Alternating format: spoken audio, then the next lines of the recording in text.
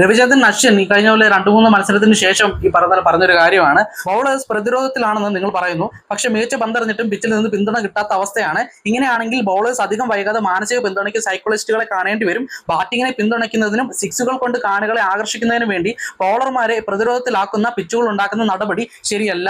ഇത്രയും എക്സ്പീരിയൻസ്ഡ് ആയിട്ടുള്ള ഒരു ബോളർ രവിചന്ദ്രൻ അശ്വിൻ എന്നുള്ള ലെജൻഡറി ആയിട്ടുള്ള ഒരു ബോളർ പറയാണ് ഈ പറഞ്ഞ എല്ലായിടത്തും ബോളിംഗ് പിച്ച് ഉണ്ടാക്കണം എന്ന്.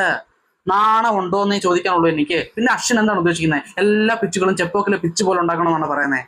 ഈ T20 ക്രിക്കറ്റ് എങ്ങനെയാണ് ഉണ്ടായെന്നറിയാവോ? ഈ പറഞ്ഞ വൺ ഡേ ക്രിക്കറ്റിൽ ആദ്യത്തെ 10 ഓവർ അവസാനത്തെ 10 ഓവർ മാത്രം ആടി കിട്ടി, അത് കാണാൻ ആൾക്കാർ കൂടുതലായപ്പോഴത്തേനും ആദ്യത്തെ 10 ഓവർ അവസാനത്തെ 10 ഓവർ കൂടെ ഒരുമിച്ചിട്ട് ഈ പറഞ്ഞ T20 ക്രിക്കറ്റ് എന്നുള്ള രീതിയിലോട്ട് വന്നു. അത് ബാറ്റർമാരെയും ഈ പറഞ്ഞ സിക്സ് അടിക്കാനുള്ളതും ഈ പറഞ്ഞ വിക്കറ്റ് കിട്ടുന്നതിനേക്കാൾ തങ്ങൾക്ക് ഇഷ്ടപ്പെട്ട ബാറ്റർമാർ, ഇഷ്ടപ്പെട്ട ടീമുകൾ റൺസ് അടിച്ചു കൂട്ടുന്നത് കാണാനാണ് ഓരോ കാണികൾക്കും ആഗ്രഹമുള്ളത്. അപ്പൊ അതുകൊണ്ട് തന്നെയാണ് ബാറ്റിങ്ങിനെ സപ്പോർട്ട് ചെയ്തിട്ട് ഫുൾ ബാറ്റിങ്ങിലോട്ട് വരാൻ വേണ്ടിയിട്ടാണ് ഇങ്ങനെ ഒരു ഫോർമാറ്റ് കൊണ്ടുവന്നത്. അവിടെ പക്ഷെ എന്നിട്ടും ബാറ്റിംഗ് പിച്ചിൽ മാത്രമല്ല കളി നടത്താറുള്ളത്, ബാറ്റിംഗ് പിച്ചിലും ബോളിംഗ് പിച്ചിലും ഒരേപോലെയാണ് കളി നടത്താറുള്ളത്. അതിന് തെളിവാണ് ചെപ്പോക്കില് ഈ പറഞ്ഞ സ്റ്റേഡിയം. ഈ പറഞ്ഞ അശ്വിന്റെ ഹോം ഗ്രൗണ്ട്, ചെന്നൈയുടെ ഹോം ഗ്രൗണ്ട് ചെപ്പോക്ക് സ്റ്റേഡിയം എന്ന് പറയുന്നത് സ്പിന്നിനെ അനുകൂലിക്കുന്ന മാത്രം ഒരു പിച്ചാണ്. സ്പിന്നിനെ അതുപോലെ അകമഴിഞ്ഞ് അനുകൂലിക്കുന്ന ഒരു പിച്ചാണ് ചെപ്പോക്കിലേത്. അപ്പോൾ അവിടെ മികച്ച പോലെ പന്തെറിഞ്ഞ അശ്വിൻ ഈ പറഞ്ഞ ലെവൽ മാച്ചുകളിൽ വൻ പരാജയവും വൻ തോൽവിയുമായത്.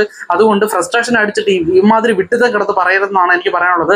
കഴിഞ്ഞ മുംബൈയുടെ മത്സരത്തിൽ അശ്വിൻ നല്ലപോലെ പന്തെറിഞ്ഞു. അതൊരിക്കലും ഒരു ബോളിംഗ് പിച്ചല്ല, അതൊരു ഫ്ലാറ്റ് ആയിട്ടുള്ള ഒരു പിച്ചാണ്. അവിടെ അശ്വിൻ നല്ലപോലെ പന്തെറിയാൻ കഴിഞ്ഞല്ലോ. എങ്ങനെയാണ്? അപ്പൊ ശ്രമിച്ചു കഴിഞ്ഞാൽ നല്ലപോലെ പന്തെറിയാൻ പറ്റും. എന്നിട്ടും അടി കിട്ടിയിട്ട് നീ അശ്വിൻ പറയുന്ന അശ്വിൻ അടി കിട്ടി അതേ പിച്ചുകളിൽ എത്രയോ സ്പിന്നേഴ്സ് മനോഹരമായിട്ട് പന്തെറിഞ്ഞിട്ടുണ്ട്. അശ്വിന്റെ പല നമ്പറുകളും വേരിയേഷൻസും ഇപ്പൊ നടക്കാതെ വരികയും ബാറ്റർമാർ സിമ്പിൾ ആയിട്ട് ഈ പറയുന്നത് അത് ഫോളോ ചെയ്താൽ ജഡ്ജ് ചെയ്ത് ബാറ്റ് ചെയ്യാൻ കഴിയുന്നുണ്ട്. അശ്വിൻ പറയുന്നത് ഈ ടെസ്റ്റ് ക്രിക്കറ്റിൽ അശ്വിന് കുറച്ചുകൂടെ പെർഫോം ചെയ്യാൻ പറ്റും. അതുപോലെ വന്ന് പന്തെറിഞ്ഞാൽ T20 ക്രിക്കറ്റിൽ ഒരു രക്ഷയും കാണത്തില്ല, അടിച്ച് തൂക്കി വിടത്തേ ഉള്ളൂ. അതിനകത്തൊരു സംശയമില്ല. അപ്പം താങ്കൾ ഈ പറയുന്ന താങ്കളുടെ ബോളിങ്ങിൽ ഇപ്പൊ ബാറ്റിംഗ് പിച്ച് ആണെങ്കിൽ അവിടെ നല്ലപോലെ ബോൾ എറിയാൻ താങ്കളെ കൊണ്ട് പറ്റണം. അവിടാണ് ഒരു ബോളറിന്റെ മികവ് ഇരിക്കുന്നത്. താങ്കൾ ഒരു ബോളിംഗ് പിച്ചിൽ ബോൾ ചെയ്താൽ നിങ്ങളൊരു ബോളറാണ്. അതേസമയം നിങ്ങളൊരു ബാറ്റിംഗ് പിച്ചിലാണ് നിങ്ങൾ നല്ലപോലെ ബോൾ ചെയ്യുന്നതെങ്കിൽ അവിടെ നിങ്ങൾ ബെസ്റ്റ് ബോളറാകും. അതുപോലെ തന്നെയാണ് ബാറ്റർമാരുടെ കാര്യവും. അല്ലാണ്ട് നിങ്ങൾക്ക് എല്ലാ പ്രാവശ്യവും എല്ലായിടത്തും നിങ്ങൾക്ക് സ്പിന്നേഴ്സിനെ അനുകൂലിക്കുന്ന പിച്ച് മാത്രം ഉണ്ടാക്കി വെക്കാൻ പറ്റില്ല. അങ്ങനെ പന്തെറിയുമ്പോൾ നിങ്ങൾക്ക് എന്ത് സുഖമാണ് കിട്ടുന്നത്? സത്യം പറഞ്ഞ ഒരു ബോളർ എങ്ങനെയാണ് ചിന്തിക്കേണ്ടത്?